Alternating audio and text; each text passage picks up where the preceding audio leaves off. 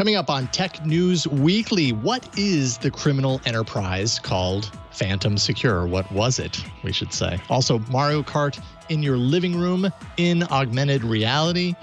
We've got Quibi failing fast and hard, but why?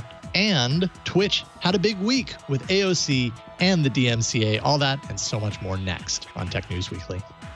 Tech News Weekly is brought to you from LastPass Studios. Securing every access point in your company doesn't have to be a challenge. LastPass unifies access and authentication to make securing your employees simple and secure, even when they're working remotely. Check out lastpass.com/twit to learn more. Podcasts you love. From people you trust. This is Twit.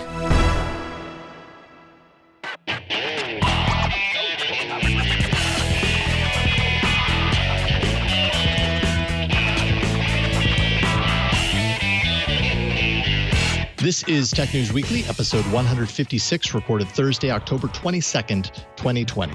This episode of Tech News Weekly is brought to you by Twilio. Strengthen your customer relationships by uniting communications across your entire business. Get everything you need to build and deliver a new customer experience with Twilio. Go to twilio.com to learn more. And by MySudo. Life is better without spam, ads based on activity, hacked information, or the risk of identity theft. Take back control of your privacy with MySudo. Download the MySudo app today from the App Store or Google Play. Go to mysudo.com/twit to learn more.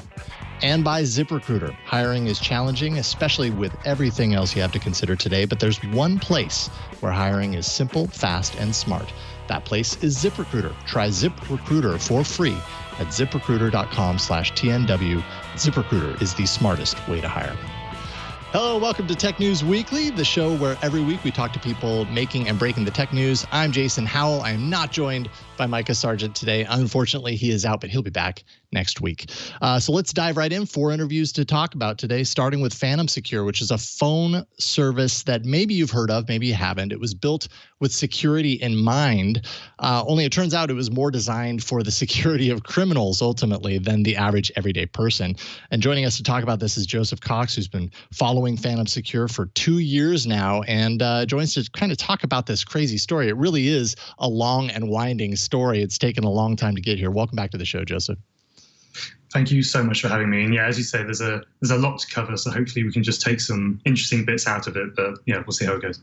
Yeah, I mean, your article is extensive. It's definitely a very interesting read because it covers so much amount of time. I mean, this is a story that's, been going since the days of the BlackBerry, let's say, which feel like ancient history in the world of smartphones. But it all starts with a man, Vince Ramos. And I guess we should start there. Who is Vince Ramos? What led to his creation of Phantom Secure in the first place? Yeah, that's a fair place to start. So Vince Ramos is a Canadian national, sort of a really business-driven sales guy. He worked for Amway for a bit, and then he moved on to Rogers, the Canadian telecom giant, and he got Employee of the Month awards there, according to a family member I spoke to. But eventually he decided to make his own company called Phantom Secure. And one of the reasons that he put on the very early website, this is around 2008, when he put this description on, he said that he was sending emails about, trivial things like, when I'm going to meet somebody for dinner, and then more important stuff like specific business transactions. He realized that email, wasn't particularly private, something we all know now, but again, this was, decades ago. So he decides to make a phone, which is you install encrypted email software onto it, and you remove the GPS, you remove the camera, you remove the microphone. So it's just a walking email machine, essentially. And he goes from there. He doesn't really do the tech side. That's someone else. We don't name the tech guy because there are fears for his safety, even though we do know his identity. But Vince we name because he has been charged and convicted of a crime. So that seems on balance, okay. He makes his phone and starts selling it to models, VIPs. He apparently gives them out to athletes in Toronto as well. And it starts as very much a normal company, at least at that point in time. Okay, so that's a wonderful kind of beginning to a company. And when you've got, celebrities and athletes and everything, obviously it sounds like he was getting pretty creative in how he's kind of seeded these phones to them, but it was working. It was seen as a very luxury brand, let's say, or luxury service that is really geared towards the privacy and safety and security of people in these positions. How exactly does that end up morphing into what kind of seems to be more of a criminal organization, and not indirectly, like very directly a criminal organization at some point? Right. It is certainly luxurious. I mean, one source told me that Ramos would describe it as the Louis Vuitton of privacy luxury mobile phones, and it costs thousands of dollars to get a subscription for every 6 months or a year. I mean, these were very expensive devices. As you say, clearly something changed, and we tracked it down specifically to Australia. Here, a kilogram of cocaine can go for 8 times what it does in the United States, just because it's so hard to get it to Australia. It's literally an island. It's very far away. They can police their borders pretty well. It's not like driving across the Mexican to US border. You have to be a bit more creative. So drug prices there are a lot higher. Security can be a lot more difficult. So criminals needed something they could rely on, which would be, immune to the ordinary wiretap. And that's where Phantom's phones came in. According to this one pretty amazing FBI document that we got, which laid out the investigation, it said that Phantom partnered with influencers. That's how they described it, which just means very large drug traffickers in Australia. But after that, it really exploded and eventually was linked to the murders of, biker gangs, assassinations there, and of course, very large-scale drug trafficking. So that's where it very much leaned into the criminal aspect, but it did still grow after that as well. And as far as Ramos is concerned, and his, obviously he's helping to create this company that ultimately is servicing these, these types of, let's say, shadier industries. How directly integrated into that lifestyle? Do we know does this happen because he gets kind of lured in and he's I don't know, it's appealing to him to kind of step away from the everyday side of the business and into this more seedier aspect of things? How integrated is he on a personal level to that? Right, good question. So initially he is not sort of interacting with customers nearly at all. He hires people who then hire people to then sell the phones. So he doesn't even know who he's selling the phones to. And, that's not malice. It's probably more negligence in that he made this corporate structure so he was hands-off from the customers. Maybe that's good for plausible deniability if you want to do that, but it also means that your phones may end up in the hand of criminals, which is exactly what happened. And that's how they seemingly ended up in Australia. But once competition in the country started to ramp up, you had other companies come in, one called Cypher, one called Sky. They were running their stuff on Android, which was much more flexible. They were doing cheaper phones. They were doing buy one, get one free promos. Competition got fierce, and Phantom needed to lean into that customer base. And it seems that is what Ramos eventually did, even eventually getting business from the Sinaloa cartel, at least according to a text message that he sent to another associate, where he literally just names the Sinaloa cartel as a successful business trip that he just did from Mexico City. So it moved from sort of negligence, naivety, and ignorance, where it could have been, there could have been plausible deniability, right through to, unfortunately, let's lean into this criminal market, and that is our business now. Right. I can envision the FBI wall where they're drawing the correlations, and his is the big picture with all the pieces of yarn pointing to it. at least on a certain aspect of the business, anyways. So then, that actually has me wondering: at what point did the law enforcement really have a good sense of what was going on here? I mean, it really kind of sounded like this was a legitimate business. At some point, it kind of spun in a different direction. At what point did they start to follow closely the doings of Ramos and the kind of deeper layer of what was going on with Phantom Secure?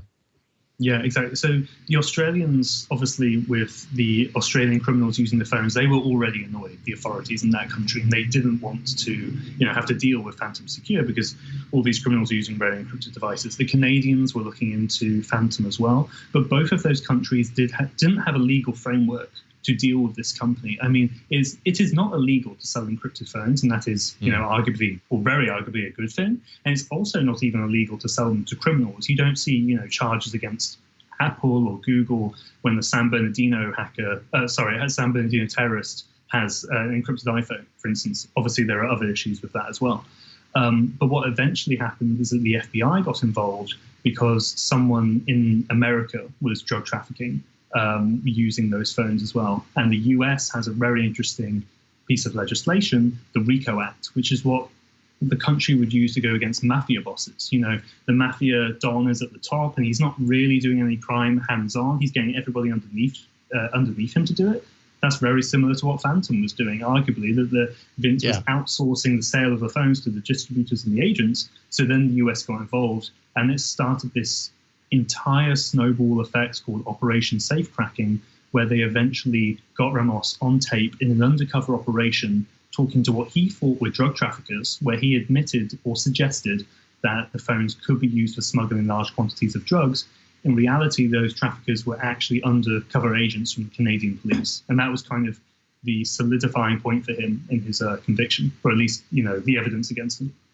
Yeah. I love the story that you wrote. Like, it's really detailed and very visual, through kind of telling the story. It almost makes me feel like at some point this would make a really great something on the screen, either a TV show or a movie or something like that. Throughout all of the twists and turns and everything that happens here, of which you write about, what do you think is most surprising about the Phantom Secure story? Is it that, like, this guy that had perhaps no business being the person at the center of all of this, he ended up being who he was in all this craziness? Or what surprised you? Yeah, I think that definitely touches on it. There are sort of two things. Like, I'm always interested in speaking to, for lack of a better way of putting it, ordinary criminals. Like, and they may be just a tech guy who then ends up running a dark web drug market. Or in this case, it may be, an Amway multi-marketing salesperson who ends up somehow selling phones to the Sinaloa drug cartel. I mean, there are clearly lines that ordinary people are prepared to cross at some point.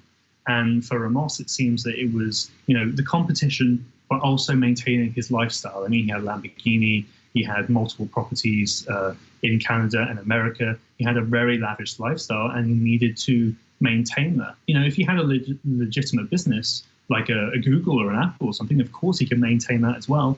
But he went down this other route because of all these circumstances around him, but ultimately his decisions as well. And I think that was I think it was somewhat surprising that there is this line to everybody. Yeah, that makes a lot of sense. Well, like I've said, excellent article. We've only scratched the surface here.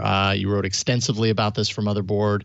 You also released an adaptation of the story in podcast form on Cyber. So folks who want to check this out, they should just head over to Motherboard, vice.com, of course, to check it out. Joseph, if people want to follow you online, where can they do so? Yeah, listen to the Cyber episode if you want to hear me read the story in my very BBC voice, which I can't bear to listen to anymore after hearing it through an edit. But you can get me on Joseph F. Cox on Twitter or motherboard.vice.com just for the articles. Yeah. Right on. Thank you so much. It's always a pleasure getting you on. We appreciate it. Thank you so much. All right. Take care, Joseph. All right. Up next, definitely switching gears. The Nintendo Switch brings Mario Kart into your living room. God, I didn't even mean to do that. Why does my brain work like that? But first, this episode of Tech News Weekly is brought to you by Twilio. The world is changing fast. I don't need to tell you that. I feel like we hear this every day, all the changes. You want to build new ways to help customers, and you can with Twilio.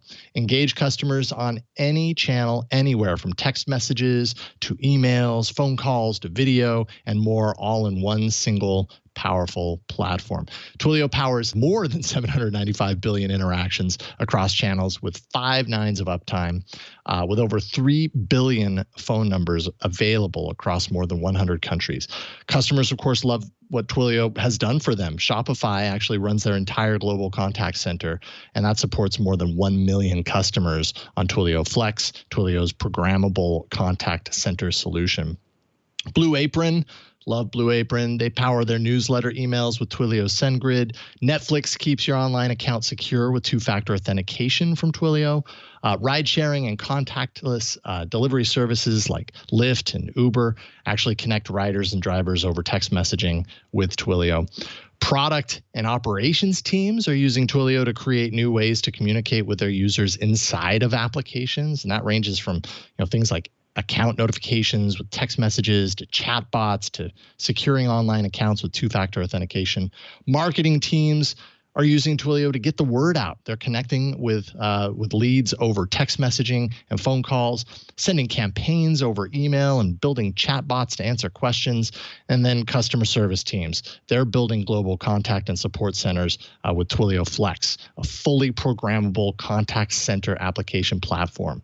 And, it doesn't leave developers with nothing to get involved with either. Twilio actually lets your developers control the global communications network with just a few lines of code. It's super easy. Twilio is built by developers for developers. So you don't need to be a specialized telecom network engineer to build incredible communication apps. If your development is building web applications, they can already build apps that text, call, chat, and video conference all across the board.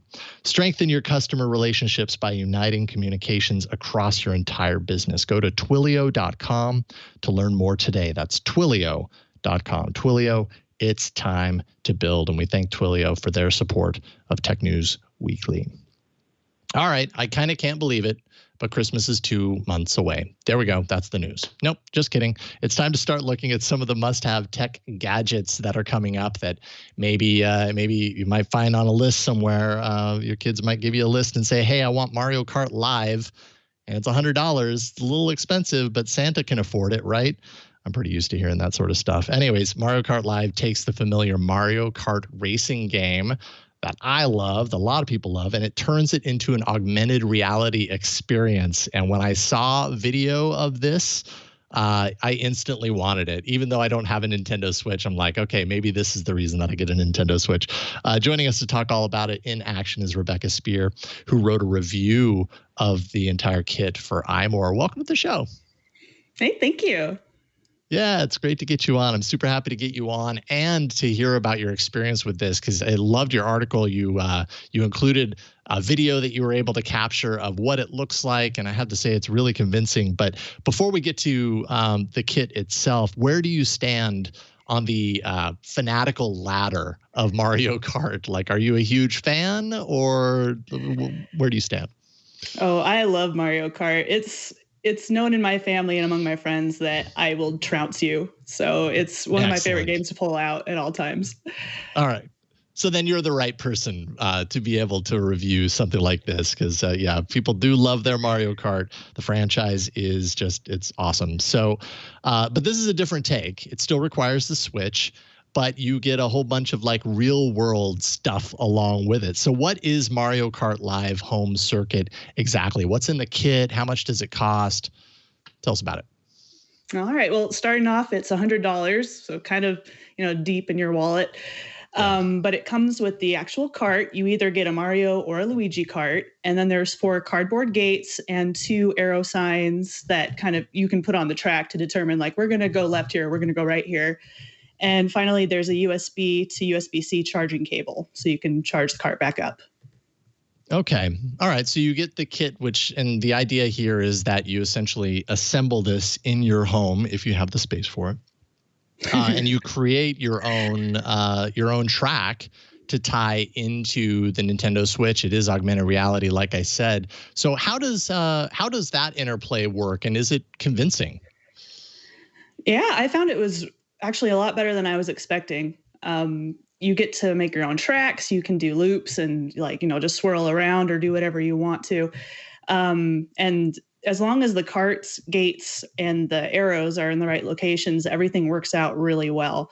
The experience is actually a lot like just playing on the original Mario Kart, like Mario Kart 8 Deluxe, but just with these fun AR elements thrown in a real world space. I love it. One question I have is, you mentioned that it has a limited number of gates and stuff like that, cardboard gates, that sort of thing. Can you copy these so that you can add more dimension to your tracks, or are you limited to just the things that are included with the kit? So from what I understand, you can't do more than the 4 because the game specifically is looking for those numbers 1 through 4 to be able to create the track. But if something happens to your gate and it gets destroyed, there are printable, just like the numbers, the things at the top of the cardboard, you can print those out again and then jerry-rig something up to replace them.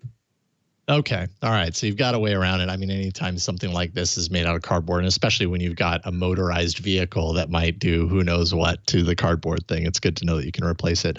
Now, obviously, in the Mario Kart world, there are a whole lot of elements that define what makes a game a true Mario Kart experience, tricks and different aspects of the game.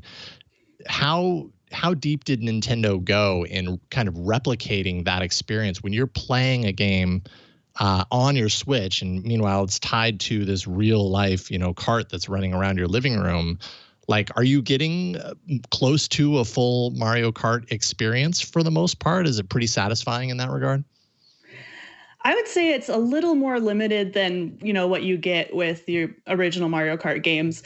There's still items and things. There's mushrooms, there's bananas, there's chain chomps, which we haven't seen before, and there's red shells and all that. The way the game interacts, if someone is playing with me and they hit my cart with a red shell, my cart will slow down in the middle of the game. So it kind of continues to... Nice. Yeah, it creates that fun experience, but in a real world space. And it's just very interesting being able to do that. There's, what was I going to say? It's just a really fun thing to do, and it's a new way to play. Yeah, I think what I love about what you're saying there is that it's not just a single static, like, yes, there is a real world car, but it goes this fast. Like, elements in the game actually slow down or speed up the car, which is a big element of Mario Kart in and of itself. Someone can punish you or, speed everybody up or whatever, or you can speed yourself up with a power up, that sort of stuff. So it's nice that the hardware itself actually supports that. I love that. Now, what did you encounter in the way of challenges as far as, setting this up? I know you mentioned in the article, you have a pet, which we'll talk about in a second. I have a dog that sheds hair like you wouldn't believe. So I have to imagine that's going to create a challenge for a kit like this. Oh, most definitely. I knew I've got long curly hair and I've got pets. I've got a cat and a dog. So I knew there was going to be fur and hair everywhere in my floors. So I made sure to vacuum before I played. But there still ended up being hair and dog fur all over the carts after I had done a session. And so I was like, I need to start cleaning these off as soon as I'm done, or else it's going to trap those wheels and maybe short the motor. I don't know. So it's important to keep that in mind. Yeah, a checklist, a post-cart process. It's kind of like you're done painting the house with your paint sprayer. Now you got to clean the paint sprayer. Same thing with a Mario Kart. Did you enjoy the process of piecing together the track? I could see someone getting this, being like, I just want to race, but it does take, like, that's kind of part of the experience, is actually creating the track itself, right? Oh, most definitely. Yeah. And it's fun. I think it's more fun to do when someone else is present, because you can play on your own and you can have a good time, but it's really like coming up with fun ideas with your nephew or with one of your peers that you're playing with. I think that really makes this a really fun, challenging thing. Because like when I was playing with my husband, I put things down. He's like, well, wait, let's make it more interesting and let's make it zigzag, or let's put this, we grabbed one of our utensils that was just on the counter and just put it in the middle of the floor. So we had something to try to drive around. So I think it's that social experience with other people that really makes it fun.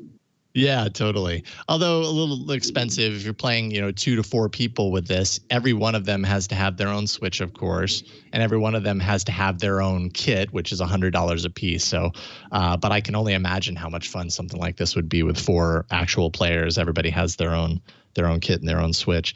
I couldn't tell from the videos. Does your cat love this or hate it? I'm not sure she knows, to be honest. She'll follow it around like constantly, but the minute I try to like push it towards her to make her like have the opportunity to interact with it, she'll run away, but then she'll immediately come right back to check it out. So I don't know if she knows. I mean, this is the era of COVID. We're all locked inside right now, and I realize that's where cats spend a lot of their time often, house cats. I'm allergic to cats, so I've never had one myself. But, this could be a great way for forcing exercise. It's kind of like a laser pointer, but a lot more fun for you. It's kind of the same. That's for sure. This requires a lot of space, I'm assuming. Like, not everyone can just rush out and get this. You need a decent amount of space to create a playable track, right? Oh, most definitely. So the carts themselves are relatively small, but the cardboard gates that it comes with need to have a lot of space to be set out. And Nintendo recommends, I think they said 10 by 12 feet for the track area, which is a lot. And I honestly only had one area in my house that could really accommodate it. Yeah, so, and you it looked like you circled the dining room table by doing it. That's what we would have to do if we got one of these too. So you do what you can to make Mario Kart live in your home. I love your article, and I love that you had the chance to have so much fun with this. I'm envious of that, actually. So Rebecca Spear writes for iMore.com. If people want to follow you online, where can they do so? Well, I'm on Twitter at @RRSpear, and then I'm also a part of the podcast called Jiggle Physics, where we talk about video games. So you can give me a listen there. Perfect. Love it. I'm happy you got that in there. Thank you so much for hopping on today. We really appreciate it. Yeah, sure thing. All right. Have fun. See you later. All right. Up next, Quibi. That didn't take long. We're going to talk all about Quibi and the foible of Quibi up next. But first, this episode of Tech News Weekly is brought to you by MySudo. Everything that you do online increases your digital exhaust. So your personal information is going all across the digital world. Your name, phone number, email address, credit card numbers, billing, shipping address, browsing activity, a whole lot more than just that. And it's all highly sensitive information that identifies you and your private activities. That leaves you vulnerable for spam, of course, scams, even worse. So you want privacy, and we all want privacy for our digital daily activities. That's why you need MySudo. With MySudo, you can create very quickly different profiles called pseudos. Each one can have a working phone number, email, virtual card, and private browser. You give your pseudo profile a purpose, something like shopping, selling, online services. And now every time that you talk, text, email, browse, or pay, you use your pseudo profile. And finally, you're taking back control of the information that you share. With the MySudo app, you can create a new pseudo profile, for example, with a custom phone number and email address. You name your pseudo for what you plan to use it for, like shopping. And then when potential buyers or services ask for your contact information, use your new working pseudo phone number and email address instead of risking the exposure of giving your personal information. And doing that, you can send and receive calls, texts, emails with contacts from the MySudo app. Calls that you receive are clearly designated that they're coming from your selling pseudo, for example, so that you can easily recognize that. And you'll be secure with MySudo because they have no login or credentials. MySudo does not require security-prone login or password. Instead, a private key is created that only the user has access to securely on their device. You've got encrypted cloud, so all the metadata stored on their cloud is encrypted. No one, not even MySudo, can read any user's communications. Only the user holds that unique key. And then, of course, end-to-end encryption for communication. So all your communications with other MySudo users for messaging, voice, video, and email are always encrypted. Only you have access to your data. Leo Laporte here on the network, of course, highly recommends MySudo. He featured it on the popular show that you've probably seen because you're a fan of Micah Sargent, iOS Today. So you know it's an app that you can trust. MySudo is the world's only all-in-one privacy solution. And MySudo has 3 subscription plans, and all of those plans come with unlimited encrypted communication between MySudo users for messaging, voice, video, and email. Every subscription plan actually comes with a working sudo profile, a phone number, an email address, and more.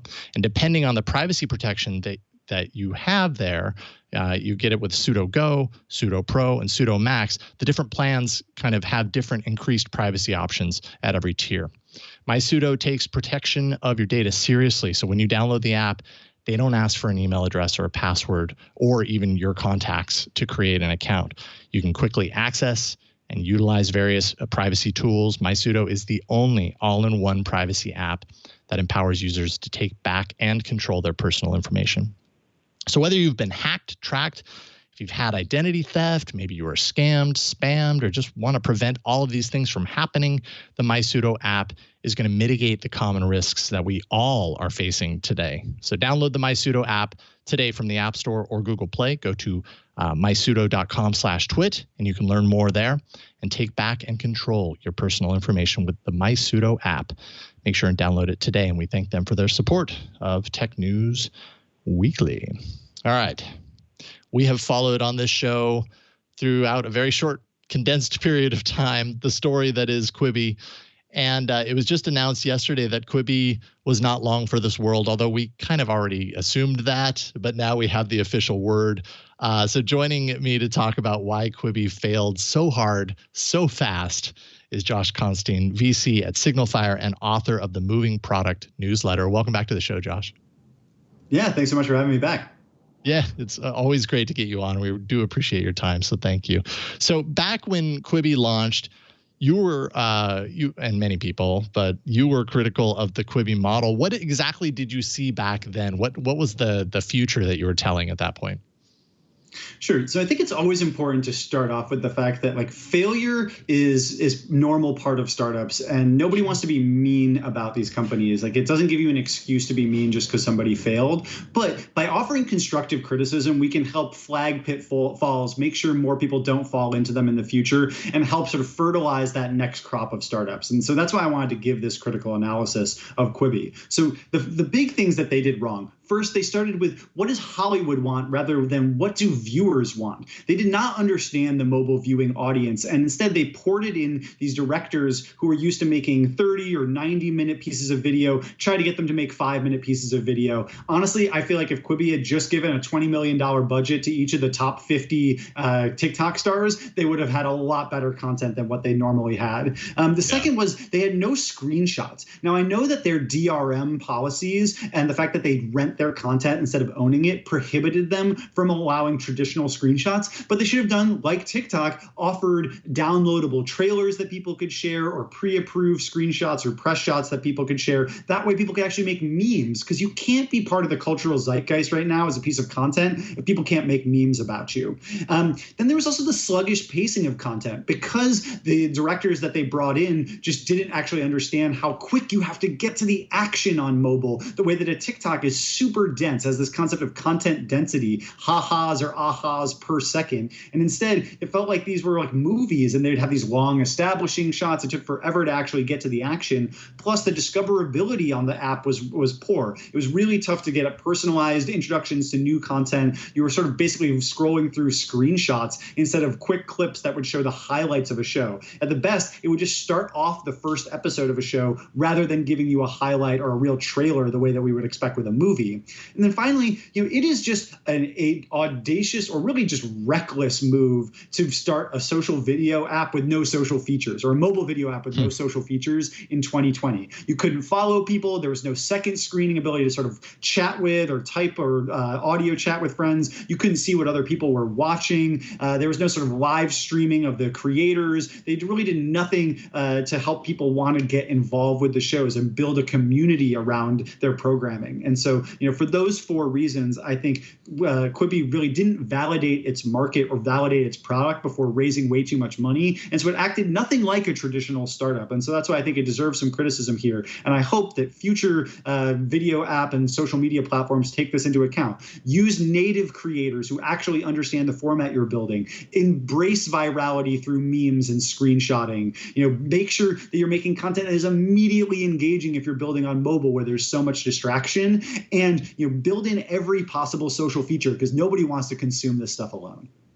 Yeah, I think that's really interesting what you say about the lack of social features, which kind of, for me, points to the fact, we've got Katzenberg and Whitman, two very, very well-known, very successful people launching a service almost at the outset. It was like, okay, we get what you're trying to do, but are you doing it effectively for now? It seemed like a general misunderstanding of how technology and the internet works today, the kind of a disconnect between the entertainment industry and technology, and how it lacked the social features, but it did do one very interesting technological thing, and that was kind of the kind of switching of angles for vertical versus landscape, for portrait versus landscape.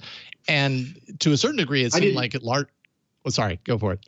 I didn't find that to be interesting at all. I tried their turnstile technology. The fact was that, they basically, sometimes there'd be a shot where it'd be a long shot, and if you turned your phone vertical, it'd be a little bit closer up, or if they had like 2 boxes set up wide shot, they'd stack them when you did vertical. But the content wasn't built to understand that. It wasn't like, oh, you can see anything different on vertical versus horizontal. The creators weren't embracing it. And that's, again, why it comes back to you need native creators to a platform. And that was not what was going on here.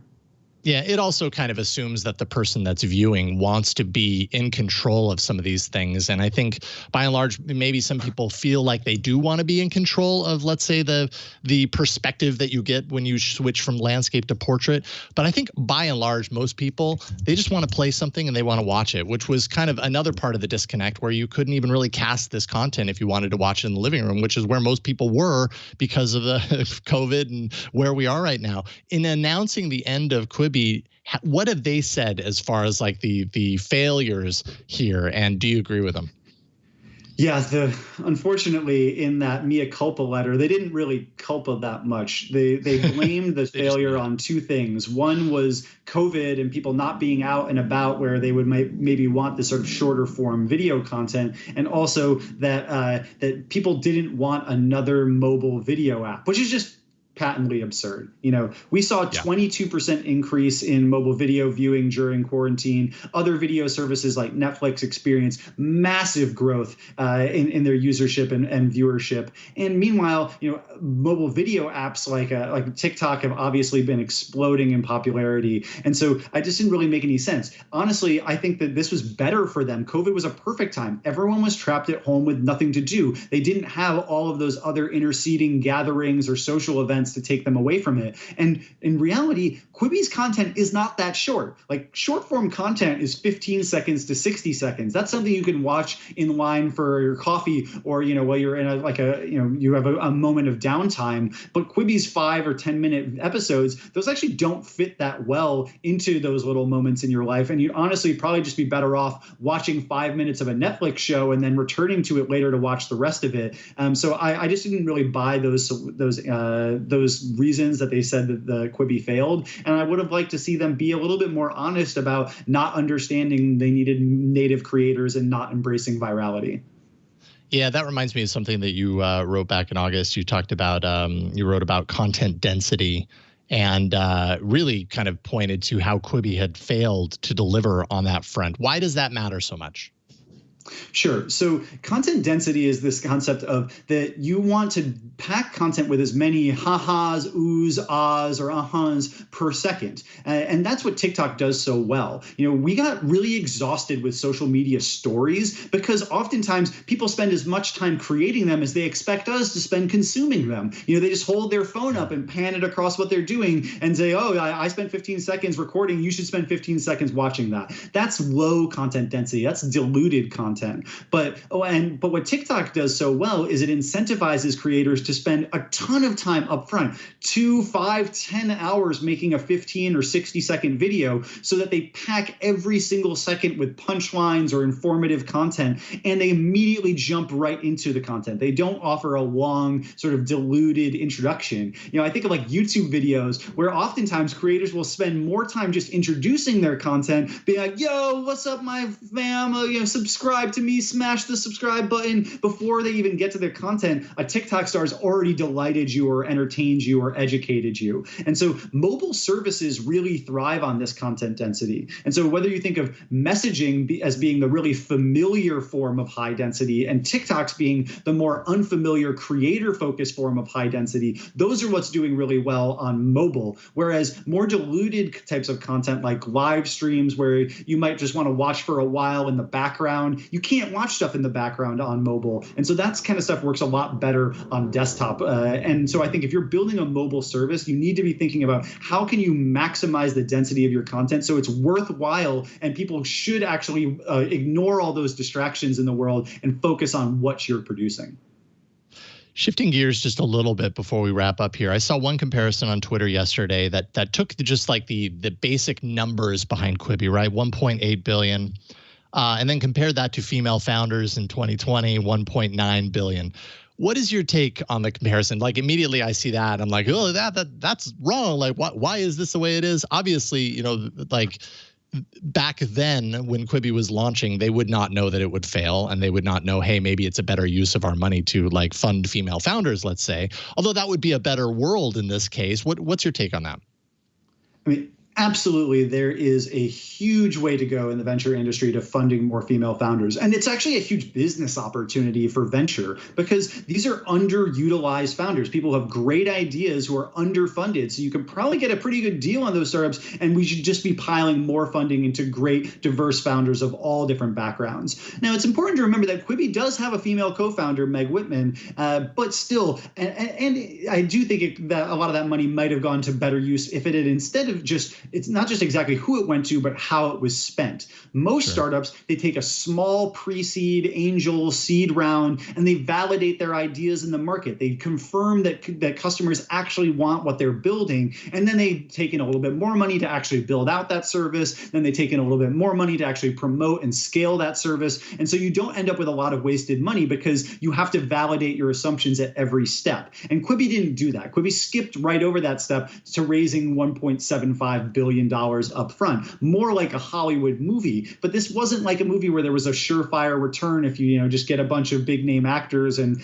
slap a superhero plot on it. This was something that was really different. They were trying to invent a new medium, and trying to invent something, you need to validate your assumptions, get out of the building, talk to people who are going to be the end consumers. And it felt like this was more built on a hunch of the founders rather than a validated concept. But yes, I'm happy that a lot of that money did end up in creatives' hands, helping bring more voices to Hollywood. And I know there were some great diverse creators that were funded through Quibi, but I absolutely think that that money could have been spent better funding incredible female founders and diverse founders who validated their assumptions step by step. Yeah, well said. And at least now we have the idea of a show based around a golden arm. So there's that. Thank you so much for joining us, Josh. I'm a huge fan of your work and love getting you on the show, Josh Constine. Where can people find your newsletter? Let's point people there. Yeah, absolutely. They can find my newsletter at constine.substack.com, writing about technology through a sociology lens. And if you're building something in the creator space, in the artistic or the social networking space, we'd love to hear about it at SignalFire, our early stage venture fund. Our superpower is in recruiting. We have this recruiting engine. It crunches 500 billion data points to help build reports on any type of position you're trying to fill. So it can be a big help to founders who are struggling with recruiting, because that's such a big occupier of founders' time. So if that's something that you need help with, would love to hear about it at SignalFire. And you can pitch me directly through DMs on Twitter. I'm Josh Constine. Perfect. Thank you so much, Josh. Take care of yourself. We'll see you soon. Thank you. All right. Best of luck. All right. Up next, a Twitch doubleheader with AOC and DMCA. But first, this episode of Tech News Weekly is brought to you by ZipRecruiter. Businesses have had to be very flexible this year. We all have, from working remotely to pivoting their business models for long-term survival and growth. Restaurants are moving their dining outdoors. Seeing a whole lot more of that these days, adding takeout and catering. Everybody's just branching out in different directions. Some consumer packaged goods companies have actually had to shift their focus more on surface cleaners. Major retailers selling face masks. I mean, all across the board, we're seeing examples of this. If you're in charge of hiring for your business, these pivots have made your job even more challenging.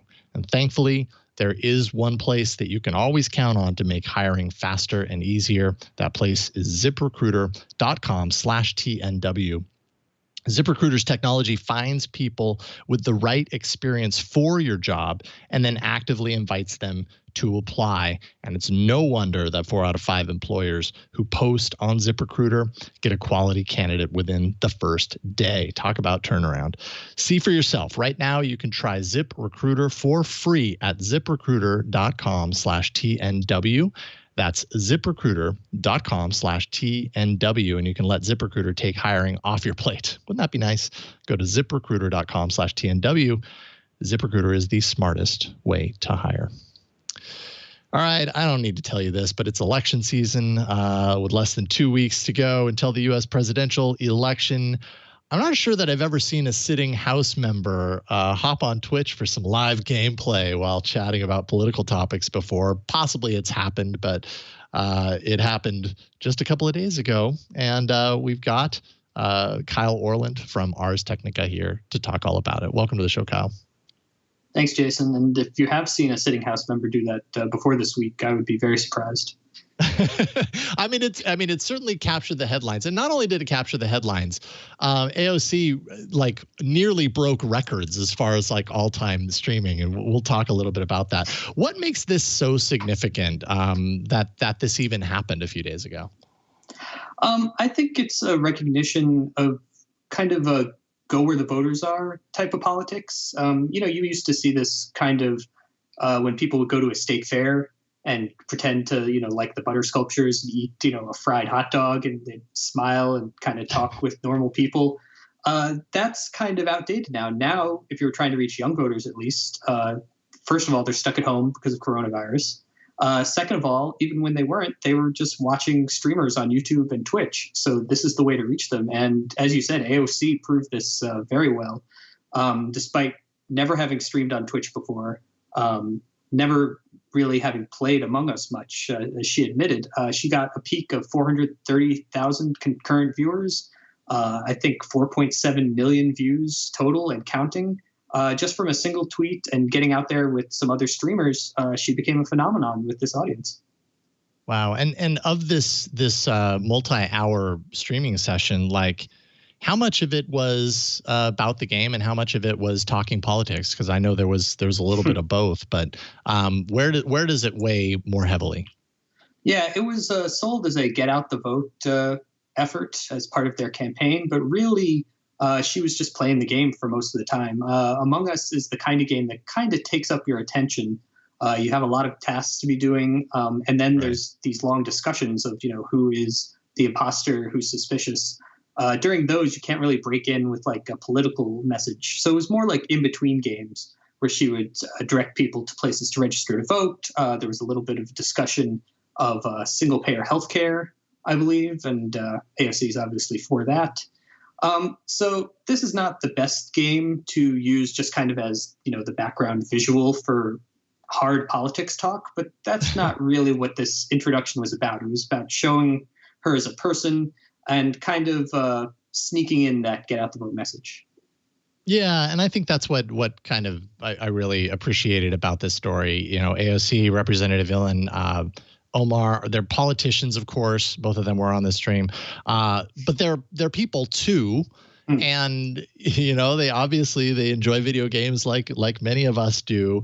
So I thought that's just kind of a refreshing turn, different angle, I suppose, to approach this with. We're used to seeing the very staid and true methods of reaching constituents, and I put that in air quotes. This, to me, kind of felt like, yes, of course, there's politics behind it, of course, driven that way. But it also kind of shows the personality and shows that, hey, you know what? There's a lot of people out there that enjoy video games, and not to mention also enjoy live streaming it and showing how much fun they're having while they're doing it. Yeah, one of the things I kind of heard over and over from people who are viewing this, either professionally or just for fun, is that it was just the nicest thing they had seen in a while, especially related to politics. In a year where everything's been so acrimonious and everyone's been under such stress, it just seemed very genuine. It seemed like she was having a really good time, and all the streamers were just genuinely happy to be there. Now, maybe that's just an act. She's a politician. Maybe she was just putting on a happy face, but it really didn't seem that way to me. It really seemed like just something fun and joyful with the very lightest of political messages thrown in there. And I think that was the intent. Yeah, indeed. Do these live numbers, the live view numbers, say something about the viewers' politics, do you think? Or is it just, oh, man, this is a pretty remarkable thing that's happening, let alone who it is or how I believe or what I feel? Hard to say. Some of the people might have been just hate watching to try and see AOC slip up, maybe. But I think a lot of it caught on because it was so new. If a politician comes on next week and says, oh, she can do that, I can do that too, and tries it again, it might lose a little bit of that novelty. It might lose a little bit of that unexpected virality. But also AOC has this huge following already, which kind of an incredible following, actually, for a first-term representative. If you think about it, not too many people like that can attract a national audience just with a few tweets. So I think it might be a little bit unique to her and a little bit unique because it was the first time something like this had really been tried. Yeah, right. Now, before we get on to the DMCA story, I have to ask, Among Us, suddenly, this is a game that came out a couple of years ago. Suddenly, everybody's playing it. What's your take on it? Is it worth being a big deal right now? I think watching it is more fun than playing it. Let me put it that way. I'm just not a fan of these hidden role games where one person is the secret and the other people try and figure it out, because I'll always end up being the secret. And then they'll say, oh, you're the secret. And I'll say, no, I'm not. And they'll be like, yeah, you are. And I'm like, okay, I am, but I can't tell you that. What am I supposed to do? Right. So, but when you watch people play it, seeing other people get into these arguments, especially when you're watching the person who is the secret keeper trying to mislead everyone, that's pretty fun to me. Yeah, right on. Cool. Well, I will check it out. I've definitely played, I think it was Werewolf. We played it on the network months ago, and I was horrible at it. Like, I'm just a horrible liar, I'm horrible. People see right through me. So I'm probably right there with you. Okay, so let's transition into another Twitch story. This happened yesterday, or at least the news on this seemed to break largely yesterday afternoon. A large number of Twitch partners were sent copyright takedown emails that seemed to say little about what content specifically was being flagged. Many saw that their content was deleted outright. Is there any sense of what kind of content was being flagged here? What's at the heart of this takedown flurry? As far as I've heard, it's related to music that people would put over their streams sometimes, which it was the RIAA that was coming after them when content matches would come up. But the real striking thing about it, based on at least Ars's coverage, is the sheer scale of it. It was something like they had submitted a few hundred in the years prior, and then it was like 7 times that much within a matter of weeks or months. And part of the DMCA is you have to respond to these things quickly. So I think Twitch maybe was caught a little flat-footed. It didn't really have the bandwidth to do the due diligence and notification that it needed to for this. So it's just trying to clear out the backlog, even if that pisses off some of its users. And then hopefully going forward, they'll go back to normal and actually tell people what's going on, at least when this happens. Do the creators who have been flagged, do they have the ability to counter at this stage, or? That's the problem, because some of them, they don't even know what content was flagged. If you've been streaming for years and you have, hundreds and hundreds of clips, you have to actually go through, I think, and look for the ones that have been deleted. And then you have to remember, oh, what music was I using in that clip? And then you have to, really think, oh, is this something I can counter? And, the DMCA requires that they actually give this kind of notification. You actually have to tell the people why their content is being removed so they can make this counter.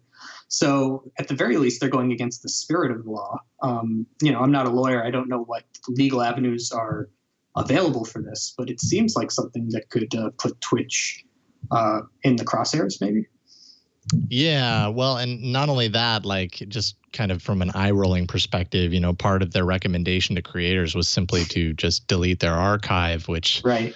I mean, that seemed like we don't know what else to tell you. Just do this and you'll be safe. No one's going to want to do that, and no one's going to jump to that conclusion if it's a single piece of unidentified, content that resides somewhere in there that is infringing. I mean, you got to give tools to manage this.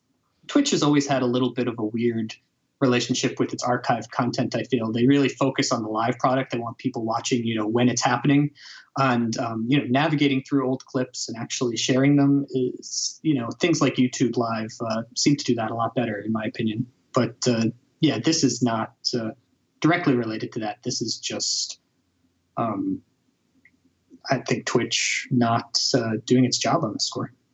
Yeah. I mean, it did kind of remind me of YouTube as well. And YouTube has gotten better at this in recent years, but there was a long time there where YouTube kind of played a similar game where it was like, there's something in there, and we don't really, we're not really giving you the information to do anything about it, but we're taking this down. Now they've got, the music identification that'll tie in. It doesn't necessarily mean your content goes away completely. It's just, maybe it puts something on the screen and the creator of the music gets a little kickback or whatever the case may be. But it sounds like Twitch could really do that. Yeah, and I'm sure doing this at scale is very difficult, but that's the price you pay for the safe harbor provisions in this law. So really, Twitch just has to get better at it. Yeah, indeed. Well, Kyle, thank you so much for hopping on this morning. Kyle Orland writes for Ars Technica, arstechnica.com. If people want to follow you online, where can they find you? I'm on Twitter at Kyle ORL, and come visit Ars Technica. Right on, Kyle. Thank you so much. Have a great day. Thanks. Talk to you soon. All right. And that is it for interviews. I love a jam-packed show like today. So it went really well, but I did miss you, Micah. So I hope we see you next week. Tech News Weekly publishes publishes every Thursday after being live earlier in the morning. You can find the published podcast at twit.tv/TNW. That's where you can go to subscribe to the show in audio and video formats. Everything is there. You just subscribe, then you won't miss it. You can also be part of the show by emailing us at tnw@twit.tv. Even if it's not part of the show, we love hearing from you, and we love hearing about what you're enjoying, what we're missing, all that kind of stuff. tnw@twit.tv. I can be found at Jason Howell on Twitter.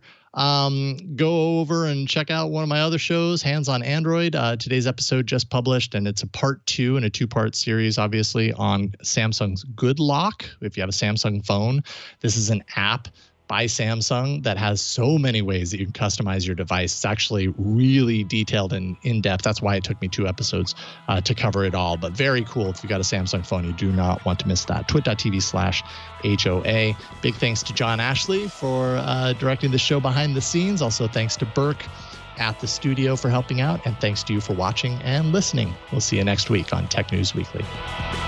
Hey, what's going on, everybody? I am Ant Pruitt, host at Twit TV. Got a question for you. Have you gotten tired of how bad your photos are looking every time you post them to Instagram? Better yet, have you gotten yourself a new camera and you can't quite figure out why the images just don't look that good? Well, I have a solution for you. It's my show, Hands on Photography. Each and every Thursday, I sit down and share different tips and tricks that are going to help make you a better photographer and a better post processor. So subscribe today at twit.tv/hop to learn more.